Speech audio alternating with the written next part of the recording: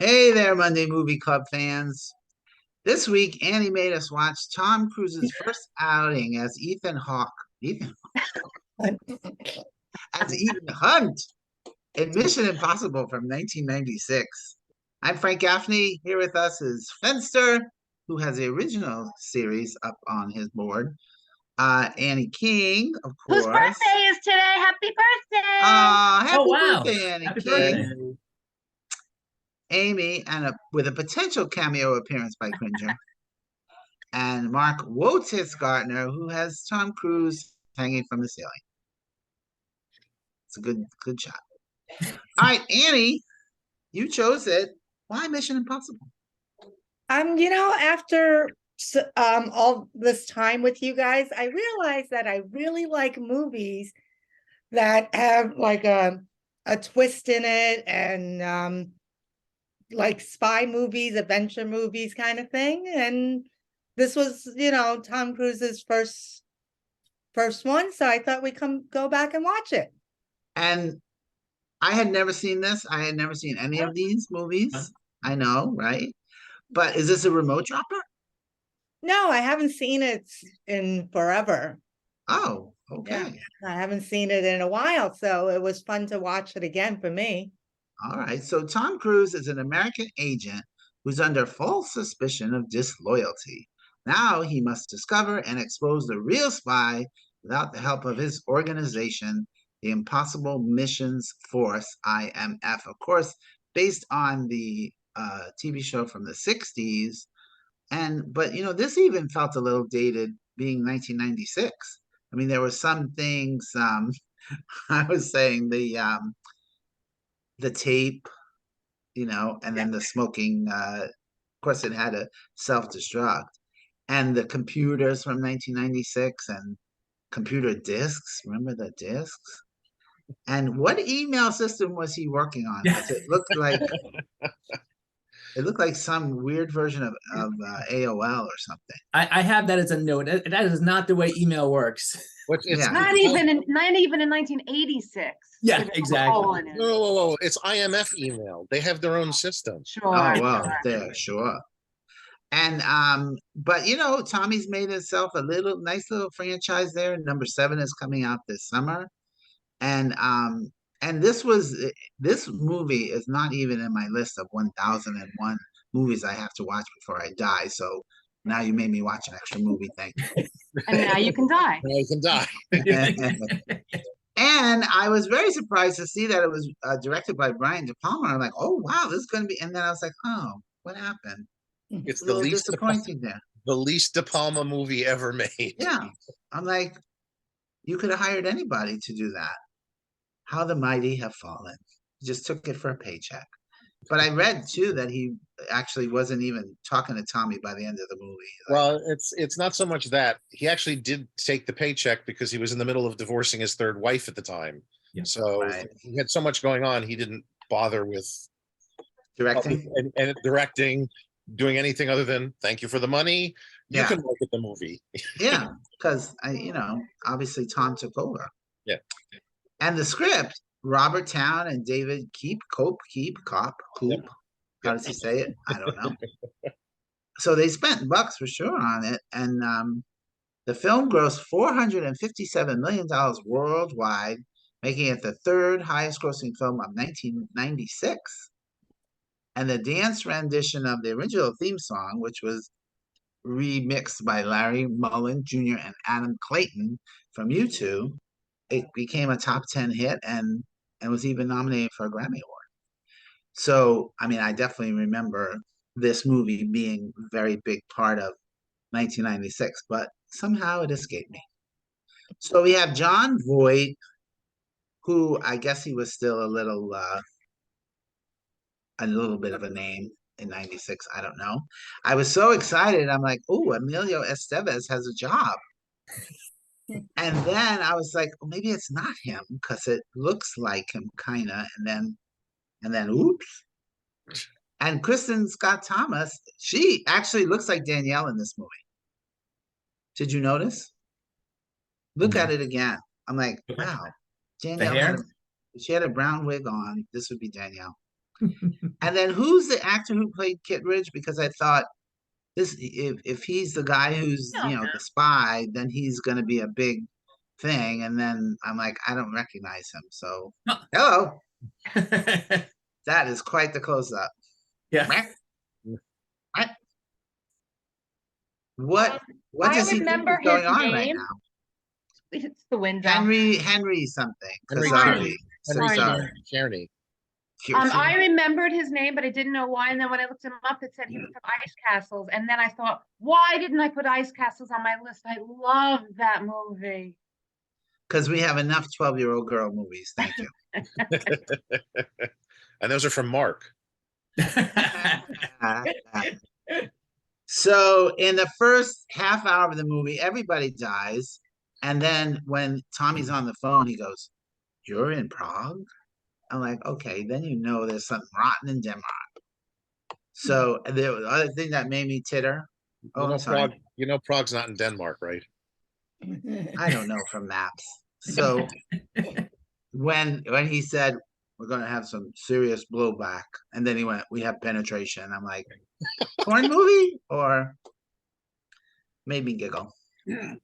But and also, as much as I love Tom Cruise, and I really do, he was a little more intense than everybody else in this movie. He was not good. I was He was very almost surprised. he was almost bordering on Shatner. Yeah. Like, I love you. No. And every single time I had to look up, what the hell is NOC again?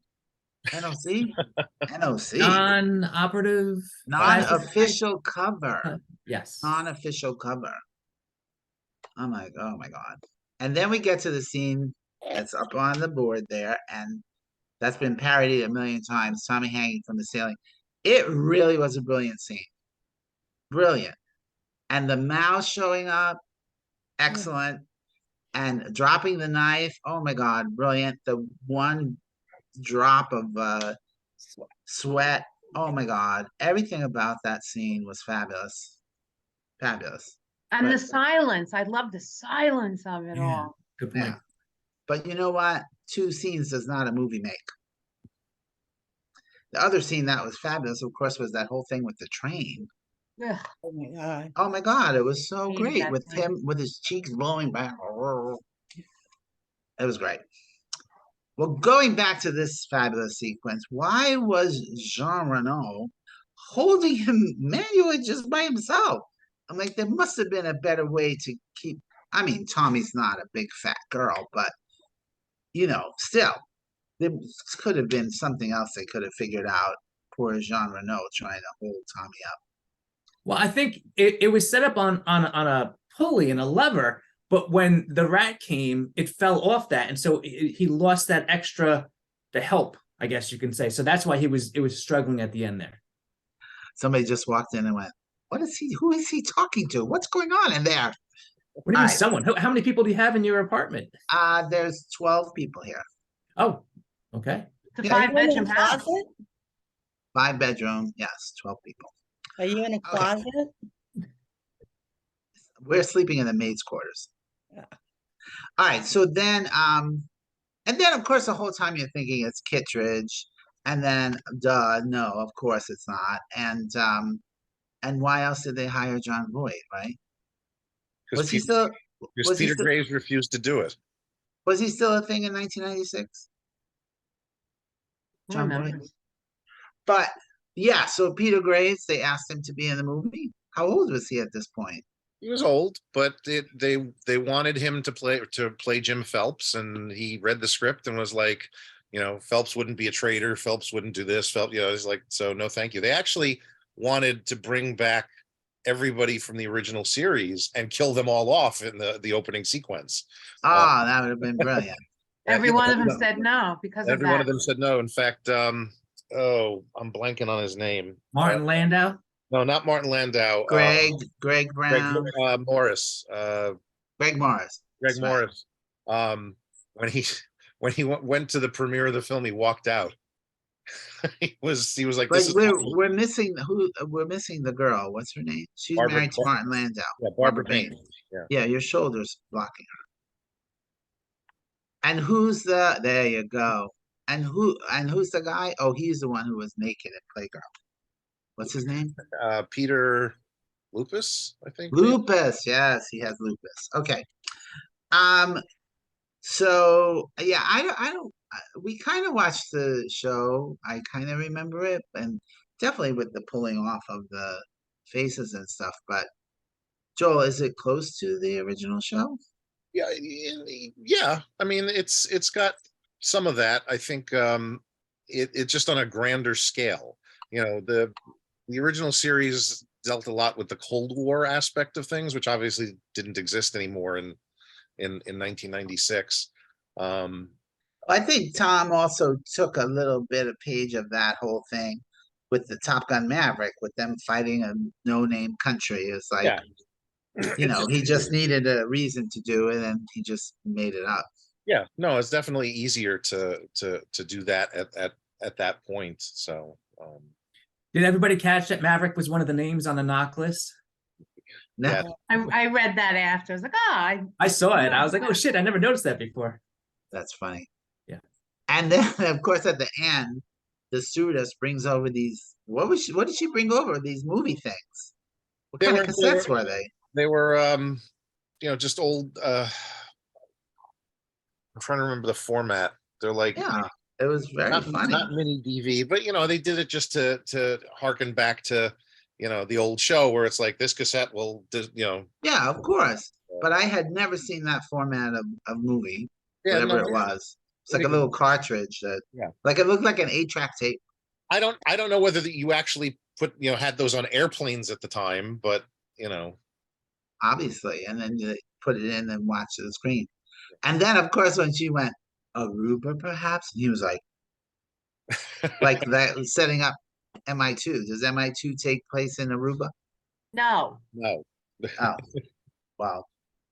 They didn't follow through with it. It was No. kind of a little bit like Bond Will Return and Mhm. that little moment there, Ant-Man will be seen in 2023. right? All right, so I'm going with 3 stars. I definitely had fun. Even with the little, very predictable twists and turns. One review said it was convoluted. I didn't.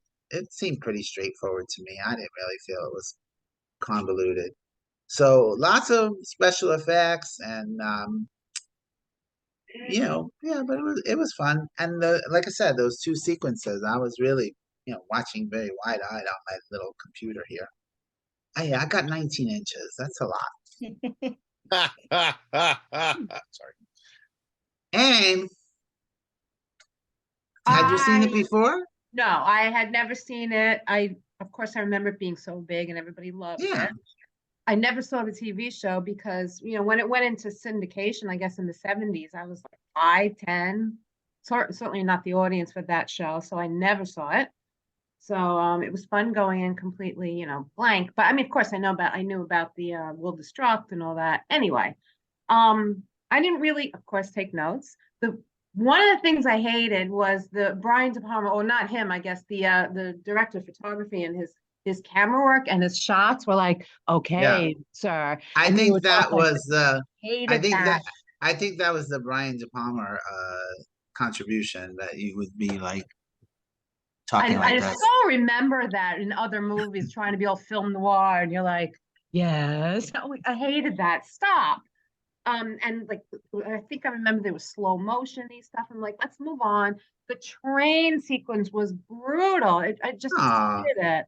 It was just too much. It was too long. It was so convoluted. The only thing I appreciated was, like, unlike in Avengers movies when they stand on top of a train and there's just a little bit of wind and they have no chance to get blown off the train, they were at least struggling. So that was good. I have to say it's hard to watch train sequences at this point after the recent Lone Ranger movie, because that has easily the best train sequence ever put on film.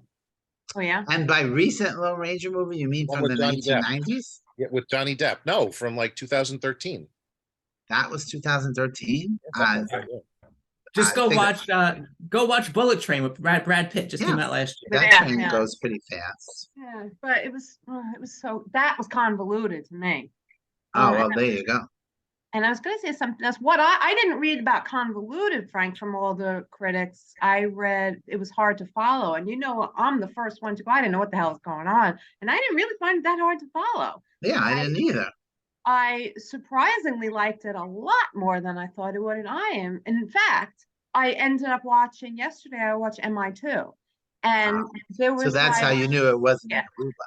there was like 15 minutes left of the movie. I actually turned it off. I'm like, I am done. This movie is terrible. It was terrible. Oh my God, it was so bad. Don't watch it. Agreed. You agree? The third one, it gets better. But then like 4, 5, 6 are supposed to be horrific. So I might just skip 3 and go to 4. So I'm giving 1 3.5 stars. I really enjoyed it. 3.5. Wow. I Even enjoyed it with- so much that I was thinking about it after, and I almost rewatched it before watching 2 yesterday. Well, Wow. that's fun. I Yeah. like it. All right, Mike Hunt. Oh, very fun. I'm Ethan's brother. Let's see Mike Hunt.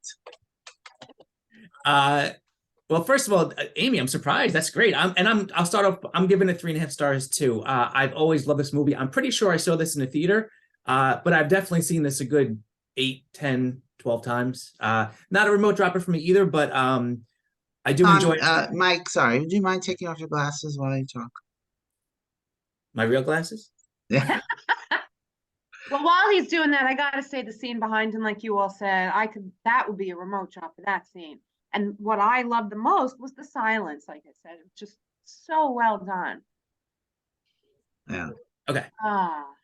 Mhm. Okay. This movie almost made my list, as I said already internally with us. So Annie, thank you for picking it and saving me one. Saving you a slot. Yeah.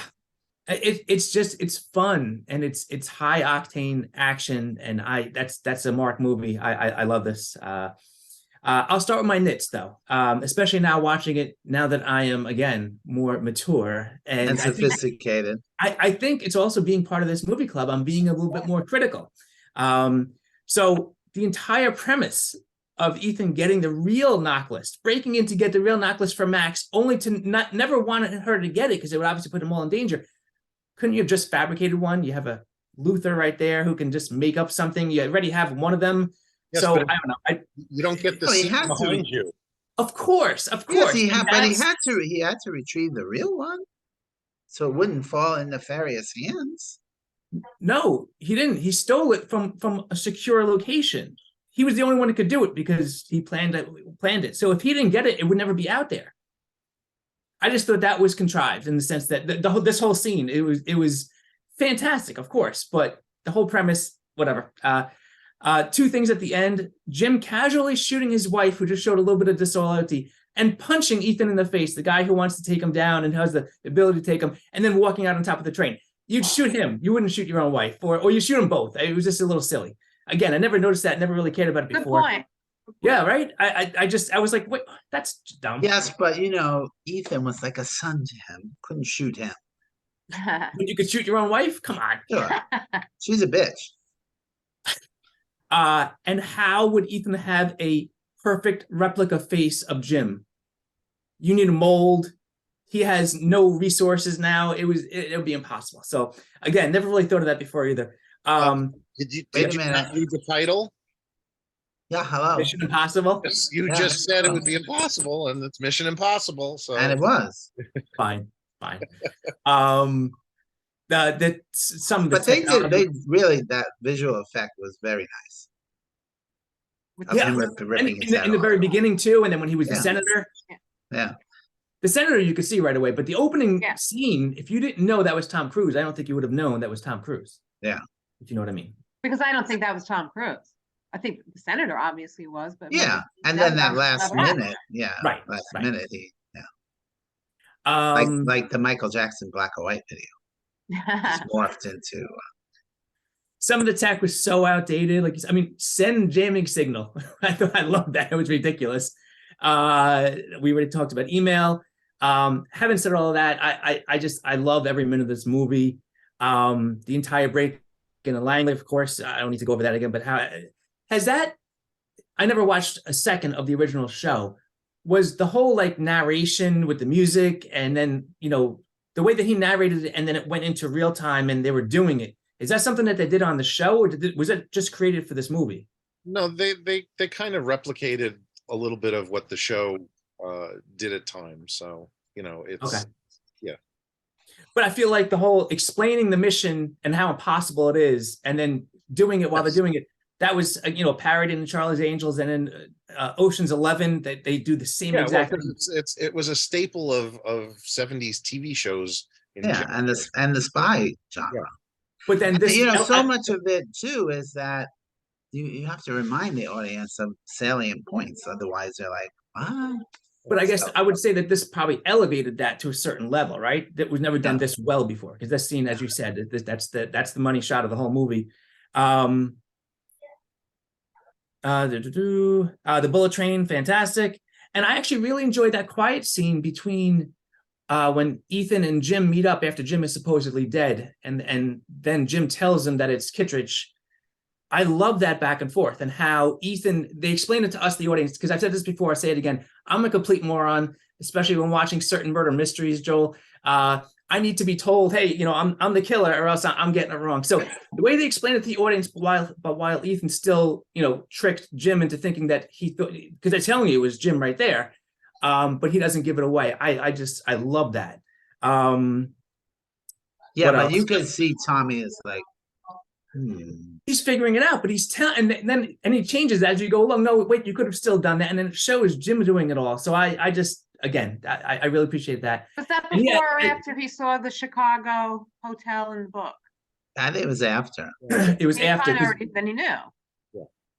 he had assumed, but I then when- did. I certainly didn't make that connection. I'm like, Neither. okay, the Bible's from the Drake Hotel. What does that mean? it helps when you've seen the movie 10 times, because you could pick up on all the little things you might have missed the first time That's around. why I almost watched it again, especially Yeah. at that Or- moment. So Right. I had Paying no, attention I had first time. no, I had no idea where that was going to fit in. I knew What, he Joel? had been to the Drake Hotel. Yeah. What was that, Joel? I said, or it helps if you were paying attention from the beginning. Well, no, when he saw it, I do remember he did say it, but I still Yeah, I didn't. know he said it. I didn't But make once he the, I said didn't it, make he the was there. connection. It's his That you book. should have, if you knew, remember he said it, you should have made the connection. When a movie is going on, I'm not going, oh my God, that's this. Just going there. That's going there. I'm just watching it. Yeah. But even if you didn't remember about the Bible, he's showing you clips of Jim doing all Yeah, the murders. then, of course, Yeah, that. sure. Sure. Anyway, I guess now we finally know why we haven't heard from Emilio Estevez since the mid-90s, huh? Because the way he dies there. Everybody Um, thought he was dead. Yeah. Is he really dead? But that's that's the third movie that Tom Cruise and Emilio Estevez did together. Aw. Yes. The Outsiders. Outsiders. So, and so Tom did Cruise, it, did Emilio do him a favor, or was Tommy just throwing him a bone? I think it was the other way around. I think Tom was doing him a favor, giving him some work, because he had disappeared by that point already. So anyway, yeah, like I said, 3.5 stars for me. I'll check my brain and watch this over and over again. Joel, I'm guessing you're not quite there. Not quite at 3.5 stars, no. It is a fun film, and I've seen it several times, but I have issues with it. I watched the show as a kid, not like religiously or anything, but I enjoyed it because I got into it because I knew Martin Landau and Barbara Bain from Space 1999, which I Of loved as course. a kid, Of and course. that's kind of But what that was after this. that was. But Yes, you went back to this. Yeah. right, because it was in syndication at that point. Right. I was interested, and also the later episodes with Leonard Nimoy, of course, were also interesting. And it's a fun show, but it had its own zeitgeist, I guess, at the time. Wow. Yeah, using that word. And This is an end game, Joel. yeah, this is an end game. It bothers me that they did kind of crap on, the characters a little bit. And I get over it pretty quickly because it is a fun film, and it's not so much a, some people look at it as kind of a continuation of sorts because it's still Jim Phelps, even though he's played by John Voight. And some people look at it as a complete. And I guess I wouldn't have minded it that much if he had better motivation for turning. Sure, exactly. It was like, really? Why? because I'm in a crappy dead end government job and there's no more Russians to fight. You know, it's Yeah, kind of like, but I think we needed a better reason why. I agree with you there. But you know, even with all of that, it's at an hour and 50 minutes, it moves pretty quickly. It never feels it never feels that long or unwelcome. It's Except for the fun, train. entertaining, except for the train. I have again the after watching the climax of the Lone Ranger, train sequences are very dicey for me at this point, just because to me that is just brilliant. I'll have to watch it. And I'm not the only one who says that. Quentin Tarantino says it as well. So Oh, if Tarantino yeah, says. exactly. It also Actually, it didn't bother me, the train. I thought it was fun. it's don't get me wrong, it is a fun sequence, but it doesn't do much. And some of the physics involved in it, like when he puts the gum on the thing and it explodes and it propels him forward, you know, and then all of the debris is like, the debris is moving faster than the train. How exactly is all of that working? And then That's perfectly scientifically proven, yeah, Joel. exactly. And how much water was in that tank? Yeah, That was all the way ridiculous. out to the street. Again, you know, you check your mind at the door, you go in, you eat your popcorn, you watch the movie, and it's fun. I've seen it a few times. I've wanted to go back and rewatch the whole series from the beginning, because I have actually not seen the last movie yet, just to get myself, you know, prepped for the next two movies. This is So your want. You yes, often do that, exactly. So like thank you're you, doing Annie. right now with all the Indiana Jones. Exactly. So thank you, Annie, for putting that on the list. Eventually, I will move on to 2, which I know everybody hates, but to me, it's like that's more of a John Woo movie than this is a Brian De Palma movie. So It's unbearable. Frank, don't watch it. Joel, I the had reason no I'm- plan, no plan the to watch reason- it. The reason I'm poo-pooing the second movie is because I did rewatch it about a year or two ago, and I almost didn't get through it. Just like Amy said, it was worse than I had remembered. okay, well, I'm sure it is. I have not seen it in quite some time. So All right, Joel, I gave you 3.25. What do you say? 3. 3. Yeah. My goodness. All right, Annie, now you've seen it. 20, how many years later? 27 years later. Yeah, like I said, I kind of just love those kind of movies where you have that suspense and things work out in the end, and you Was want this a little, it was a little like that National Treasure you made us watch. yeah. Well, like I said, I like that spy genre kind of thing, and you know, I'm sure when I saw it in the theater in 1996, it was like, wow, that's a amazing 4-star movie. But going back to and being more mature now because of Right, and sophisticated. yes, Especially because today's her birthday, so she's way Yeah. more mature. way more, another year more. I have to go with like 3.5. Well, Woo! yeah, it was like 3.25, 3.5, somewhere around there. So I go with a 3. It's fun to watch, you know, that scene we all said is just amazing. And I remember in the movie, like the sweat, and I'm like, oh my God, oh my God. And then he puts out his hand, and it's just great. So. Did you read the trivia? I read a little bit of the trivia, and it said that he kept hitting his head on the floor, so he had to put change in his shoes to counterbalance himself. Ah, And in That's the fine. gifts, it said nobody 2 inches from the floor could catch the sweat in time. That's why I didn't read that, but I saw it. You notice you just see a hand come out of nowhere, because I was like, there's no way that angle would work. Well, it was Jean Reno's hand. He quickly, you know, zipped down. Exactly. or maybe he was standing like this. He was all right there and ready. Like this. It was like Um, this. Yeah, right. But I'm sorry, Annie. If it's not a remote dropper, 3.5 is not. That's too much.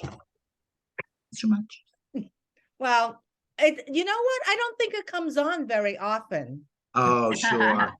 I really don't, like when I flip through stations. But because I had seen the trailer that the new one was coming out, I said, oh, I really have to go back, like Joel, and watch them all just to make sure I'm caught up, and which is how it wound up on my list. I don't think there's anything really to catch up with, is there? I don't know. just From what I It's- understand, It's just more like his adventures, right? well, but from what I remember, the last like 3 films or so kind of have more connections than the first Ah, couple. And also, I know that Kitteridge is back in the new movies, so or the ones that are coming out. So Henry's journey. Czerny. This is E in there. I know, but that's how it's pronounced. Just like Frank. Czechoslovakia. Frank, I just want to address what you said though about remote dropping. I know you're busting balls, but I mean, not all. Like, I would give Schindler's List and Black Swan at least 3.5 stars, but I don't want to watch those movies. They're fantastic movies that I don't want to rewatch. They're very Don't drop sad. the remote when Schindler's List comes on. I do not drop the remote. I move Schindler's on. List was almost on my list this year. Yeah, I know. I Amy's already one. watched it twice. Don't make me watch it. Yeah, I'm Watch- actually with Mike Hunt on this one because I would not watch Schindler's List again as much as it's a 4-star movie, absolutely, but I do not need to relive that. That's I'm a little disappointed if that's what I mean. If they had used the original cast for that opening scene, that would have been brilliant. But none of them wanted to do it. They didn't feel like Yeah. it was respectful to what they had done, which I Yeah. understand, but it would have been brilliant. So, Yeah, would have. Today they would just animate them and put them in anyway. Fuck them. All right, I'm sorry, Annie. Were you done? yes, I'm done. All right. Well, I'm definitely gonna say thank you. I enjoyed this movie and I meant to catch up to it, but I just never did. And I'm glad it's a movie that you've never seen before. Yeah, never seen it. All right, so Mission Impossible is on Prime or Paramount Plus if you subscribe to either of those services, or if you could rent it for $2.99 from Vudu, which I do. And or what, kids? Rent it from the library. Library, that's right. Next week, we watch our 4th Best Picture nominee from 1998, the Holocaust lovely comedy, Life is Beautiful. You can make a Holocaust comedy. you can, and some of them can win awards, and some of them can be locked up in a vault for 40, 50 years and never to be seen. So Is that Cool. Jerry Lewis? the Jerry Lewis movie, yeah. Right. I mean, the producers is Holocaust comedy, isn't it? Not exactly. It's kind of different. That's So- kind of along the lines of Jojo Rabbit. Yes, JoJo was very funny. All right. Hilarious. So that's it for us. I'm Frank Gaffney. Go watch a movie. And also with you.